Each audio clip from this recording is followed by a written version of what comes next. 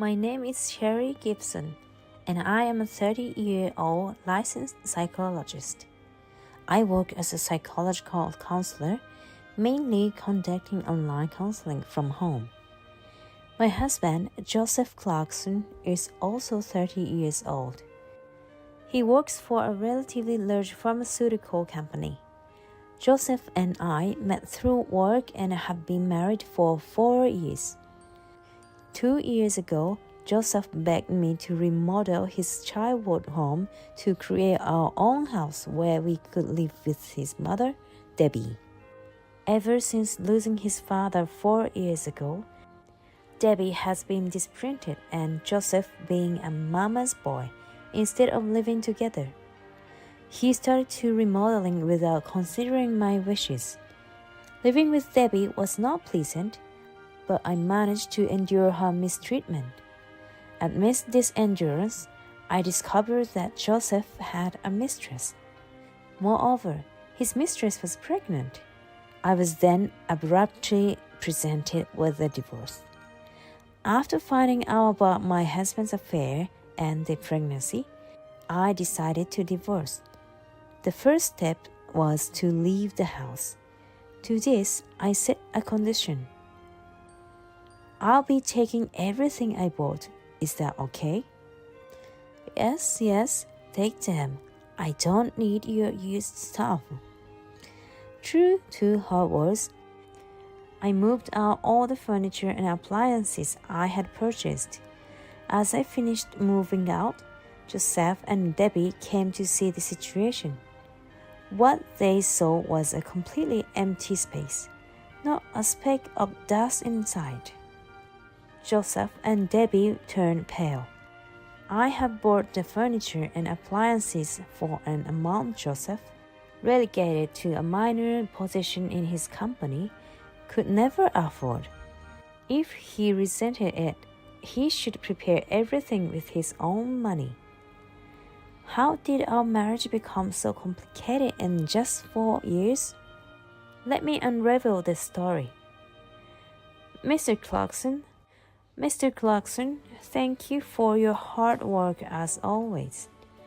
I used to work at a psychiatric clinic where Joseph, as a pharmaceutical company employee, would deliver medications.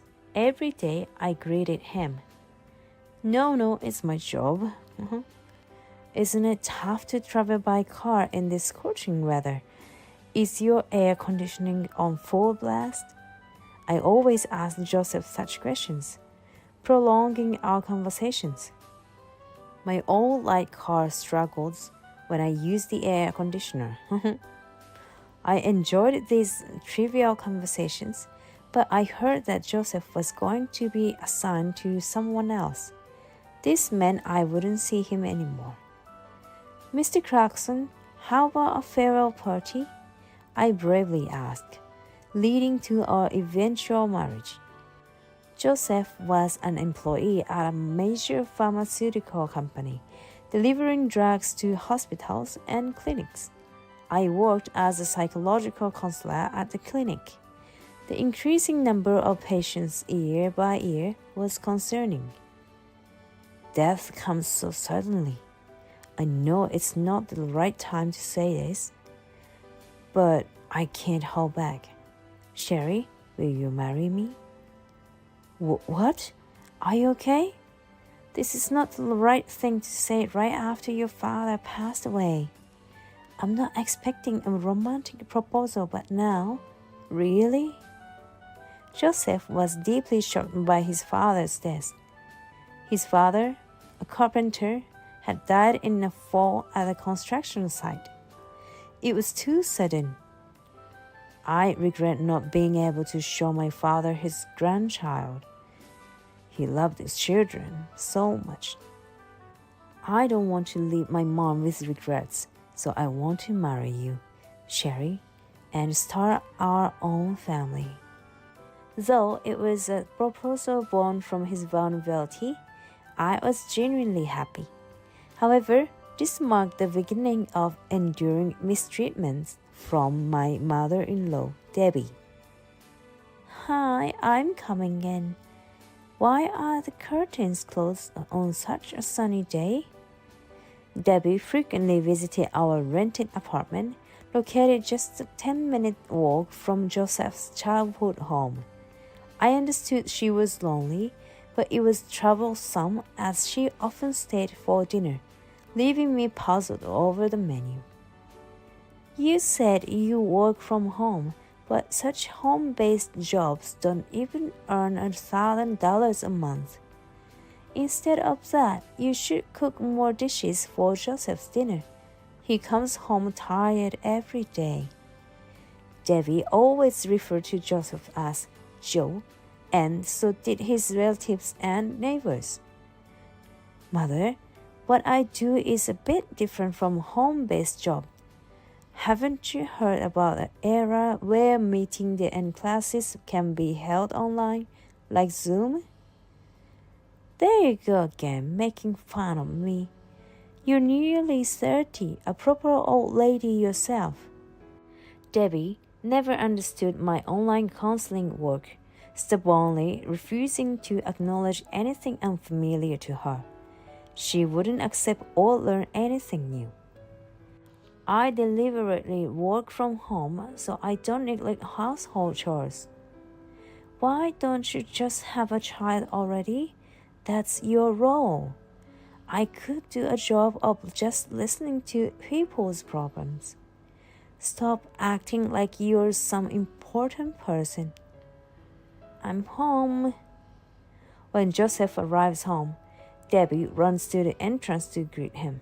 Since Joseph, their only son, lived at home until our marriage, Debbie must be lonely without her husband. I understand that, but honestly, her frequent visits are bothersome. Today, Sherry and I made dumpling, Joe's favorite. I've drilled into Sherry how to make the Clarkson family's special dumpling sauce, so don't worry. Sherry thought dumpling sauce was just soy sauce mixed with chili oil. Sherry, you should learn to cook properly from Mom. When we first got married, she'd eat fried eggs with ketchup. It's usually soy sauce, right? I can't have a decent meal unless you fix Sherry's poor taste in food. Come to think of it, Joe, you've lost weight since you got married, haven't you? I wanted to shout out that it's not true. Recently, Joseph has been gaining weight. He had a health checkup at work and was warned about his high cholesterol levels. Therefore, I've been careful with calories and carbs when cooking. Thanks to that, Joseph has been losing weight healthily. I've been living like this for 2 years, but one day Joseph said something unbelievable. I've been thinking about remodeling the family home. It's pretty old, you know. The plumbing and everything is the worst. It's hot in the summer, cold in the winter, and even though it's not in the countryside, the layout is inconvenient. It's a good opportunity to remodel the house and live there together. What? Is this a misunderstanding? Living with your mother, right? It's silly to pay rent for a place 10 minutes away from the family home. Might as well live in the family home. If we remodel it, it'll be comfortable for everyone, right? We've talked about wanting our own home in the future, haven't we? If we have kids, we'll want a room for them. And living with Mom could mean she'll help out. Where's the money for that coming from? Remodeling the whole house will cost a lot, right? You mean you'll keep paying the loan, right? My dad left us some money, which I can use as a down payment. I can handle the monthly payments within my range, probably a loan until I'm 65. Is this really okay? I've been surprised by how low Joseph's salary is since we got married. I earned much more when I was counseling at the psychiatric clinic. It will work out. So, We're good with that then. If that's the case, I have a condition. I want a workspace for myself. For your online counseling, you just need a computer, right? I need an environment where I can concentrate and handle personal information. You and your mother might not understand, but counseling is a very sensitive job. Even someone like me is their last hope, desperately trying to improve their situation. It's my mission to guide them in the right direction, so I can't do it half-heartedly. It kind of sounds like fortune telling. Counseling and fortune telling are completely different. All right, I'll talk to the architect. Following that, Joseph's family home was remodeled. A few weeks before the remodeling was completed, Joseph suddenly remembered, I forgot the most important thing. We need suitable furniture and appliances for the new house. I'll leave that to Sherry, who has a sense of style. What? That's like playing rock, paper, scissors after the fact. I wasn't informed about this. It must have been his plan from the start to have me pay for the furniture and appliances. His contrived way of speaking made me want to retort, Can't you act better than that? The Clarkson family has invested everything we can into this remodel. Sherry, you're going to live in this house for a long time too. You should be willing to bear some of the cost. To be honest, you earn much more than I do. Perhaps as a husband, he feels inferior and ashamed that his wife earns more. Now that the house is almost finished, I can't refuse. If I look at it positively, I can furnish and equip the house according to my taste. And so, our new home was completed. This house feels so impersonal. I went with a black and white theme. I thought simplicity would be nice. It's only a matter of time before Debbie fills it with her stuff. She's bad at tidying up and can't throw things away. Therefore, there's a chance our home could turn into a junkyard. Sherry and I really don't get along. I wanted a home with more wood and warmth. This doesn't feel comfortable at all. You'll get used to it as we live here. Have you already prepared tonight's dinner? Recently, Joseph has been coming home early, hasn't he? Dinner needs to be ready by 7, but Sherry is just literally looking at her computer. Having a workroom made for herself, who does she think she is? If I didn't work, this house would fall apart. Saying that would be so satisfying. Debbie doesn't know that Joseph's salary hasn't been coming in.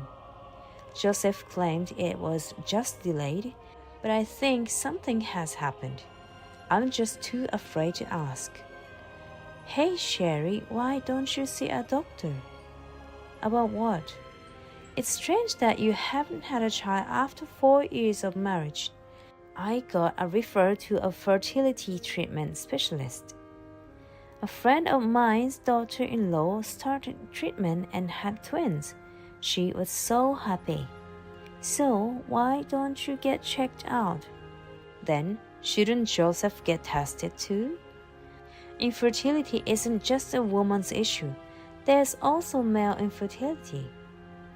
You always have an answer for everything. Sherry, you should learn to be more modest and considerate. Listening to people's problems with that attitude is just fraud. Don't blame me if you get sued one day. This kind of exchange happens all the time. I wish Debbie would spend her time on hobbies or traveling.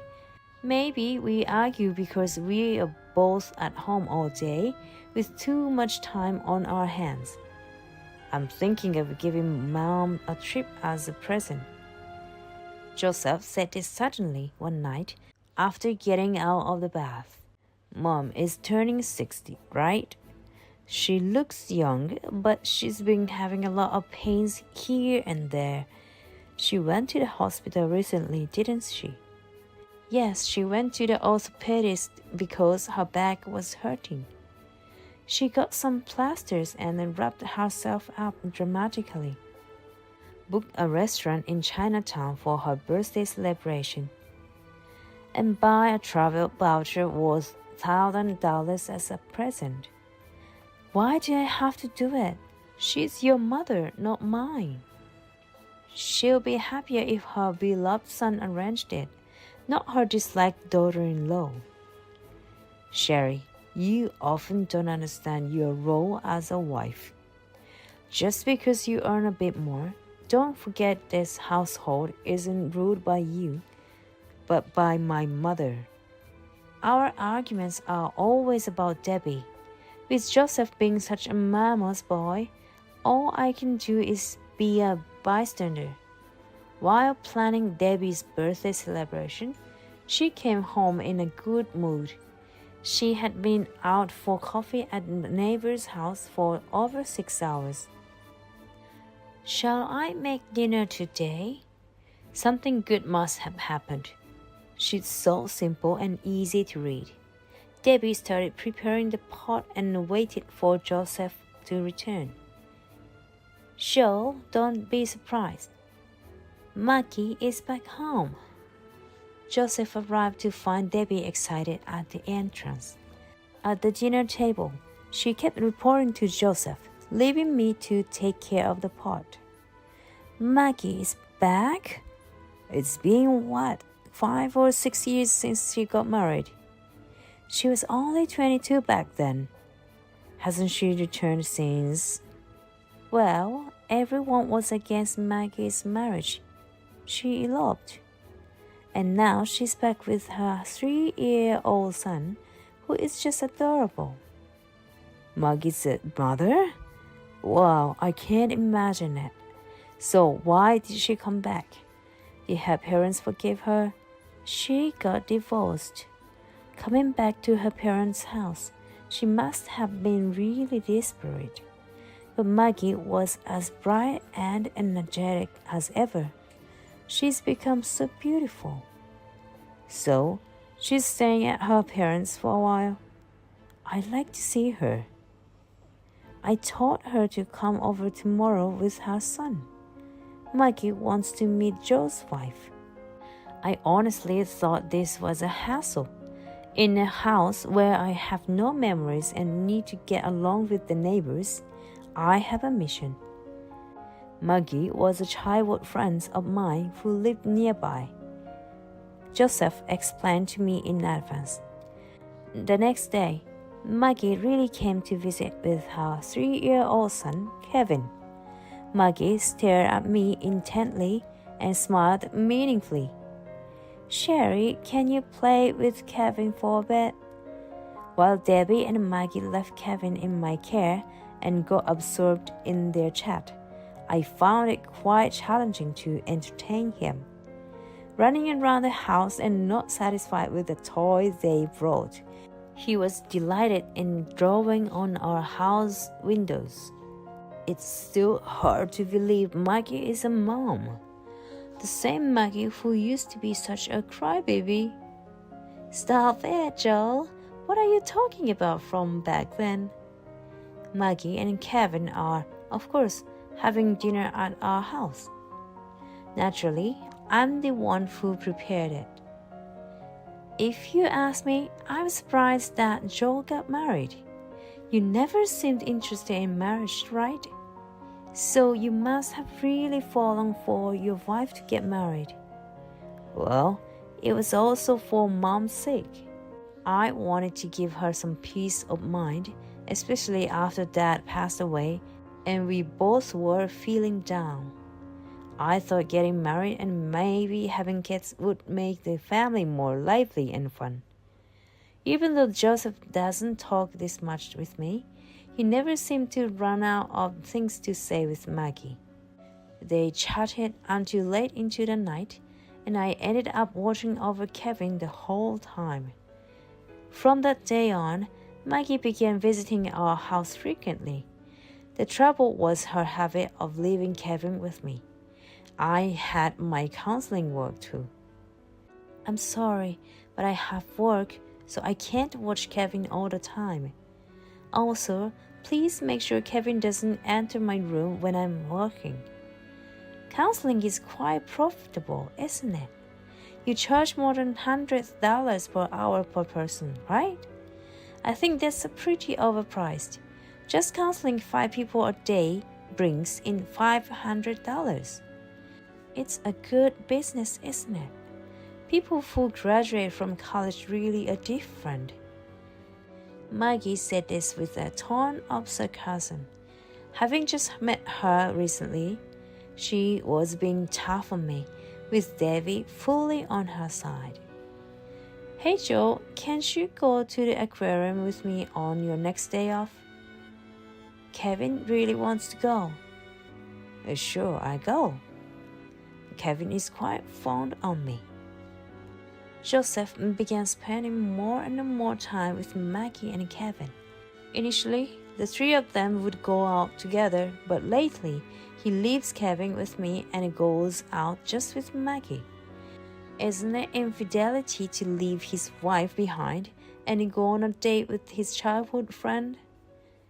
It's fine if you go out with Maggie, but please take Kevin with you. I conceded this much. You know I work from home, right? Kevin running around shouting and breaking into rooms disrupt my work. It's problematic for my profession. I have a job that depends on my patients.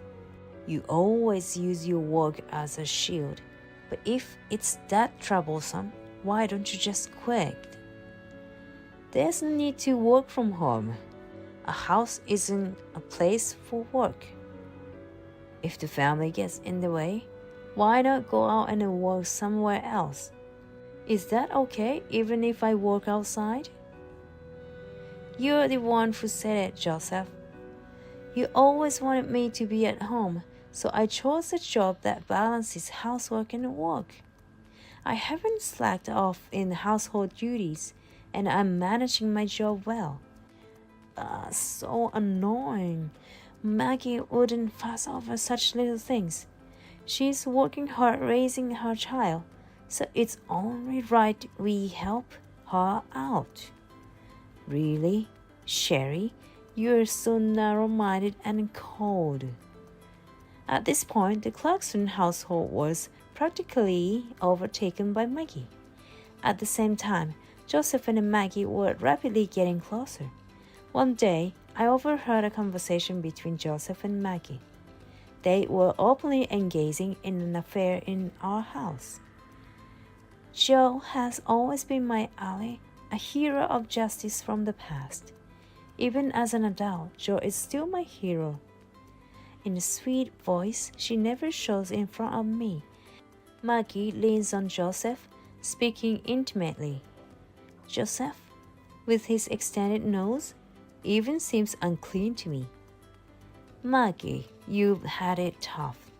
I never imagined you were suffering from domestic violence. That must have been hard. It was tough. I couldn't rely on my family, and I didn't know what to do. Kevin is still young, and if I were a more independent woman, I could have escaped and worked. I didn't have an education or qualifications. I didn't have the courage to go on as a single mother. I wish I had come back earlier. Then Joe wouldn't have gotten married. Men are deceived by such words. Joseph, no exception, feels good about it, becoming even more sympathetic and attentive.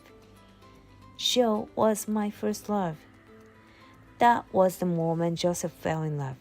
Despite having her parents' house nearby, Maggie frequently and boldly visited the Clarkson home. Maggie, you're such a good cook. I've changed my mind about you. After having someone's half-hearted cooking all the time, This tastes so good. I feel slighted by the term half-hearted. I always cook from scratch as much as possible. To speak ill of it, Maggie's cooking is mostly high-calorie, brown-color dishes. Somehow, Debbie is trying to compare me with Maggie, making Maggie look better. I wish Maggie had married into our family. Finally, Debbie said such a thing. But if Maggie were to marry Joseph, Debbie would surely torment her as a daughter-in-law. Right now, she is kind to Maggie because she's just a childhood friend returning home. For Debbie, any wife of Joseph's would be unsatisfactory. Sherry is smart. I've heard that smartphones have trouble having children. That's right. She can't have children. That makes her unfit as a wife. Whenever there's something, it's all about work. But what Sherry really needs to do is take care of the house. It's just a matter of time before Joseph gets fed up with Sherry. When that happens, we'll count on you, Maggie. Saying this, Debbie and Maggie laughed. Despite being ridiculed to this extent, I wonder if there's any meaning in staying in this house. I realized that Debbie officially recognized the relationship between Joseph and Maggie. I've gathered everyone here today to talk about something important between me and Sherry. On this day, Joseph called me, Debbie, and Maggie together for an important discussion. Maggie is pregnant. Oh, that's wonderful, Maggie. When's the due date? Which maternity clinic are you planning to go to? If it's a maternity clinic, you should go to the Anderson Maternity Clinic where Joe was delivered. Debbie's excitement rises. Sherry, I'm sorry, but that's the situation. The divorce discussion was surprisingly brief. With Maggie's pregnancy, I had no other choice but divorce. Maggie, how many months pregnant are you? 3 months. Your belly seemed quite large for that. The doctor was also surprised that it's bigger than usual. It's big, so we already know it's a boy. Sherry, you're being unsightly. You're just jealous because you can't have children. Ultimately, you and Joe are just incompatible in many ways. It's a good opportunity. Without it, Joe couldn't have broken up with you. Joe is kind, you know. He's been considerate, not wanting to hurt you. Kevin is also fond of Joe and calls him Dad. All that's left is for Sherry to step back. I quickly filled out the divorce papers, and the next day, Joseph submitted our divorce papers and Maggie's marriage registration. That was quick. I still have belongings here, so I'm staying in the Clarkson house until I find a new place to live. Maggie, looking triumphant, and Debbie, in a good mood. Just seeing them irritates me, but I manage my anger. After all, I am a counselor with a certified psychologist qualification. Yet, I felt like saying something in return. By the way, can you afford to support us with Joseph's salary? What? You are bringing up money now? What about money? You're just looking down on me because you have a bit of income yourself. But you quit your job, right? Or should I say, you were forced to quit? Debbie and Maggie looked at Joseph with a surprised expression. What? What do you mean, Joe? I quit on my own accord. That useless company couldn't recognize my talents. It was a toxic workplace inside and out. Quitting was the right decision. You've been sidelined for quite some time, haven't you? The hell of having no work all day. just sitting there getting the minimum wage. Joseph, you got sidelined at work because of the big mistake, right? Even then, you clung to the company and got sidelined, but didn't tell me or your mother because you were ashamed? That's none of your business. Right, it's no longer my concern since we've divorced. So, even under these circumstances, Mikey, you still want to marry Joseph? Mikey did not answer immediately. I internally wondered if her expectations had been dashed. From my perspective, I think Joseph's mental state is quite concerning. The series of events at the company might even have traumatized him. Maggie, I hope you understand and support Joseph even with his damaged mental state. I don't think he'll be able to work for a while. That's just my opinion as a professional counselor. That's none of your business, right, Maggie? Sherry is just trying to bring Joe down because she's a sore loser.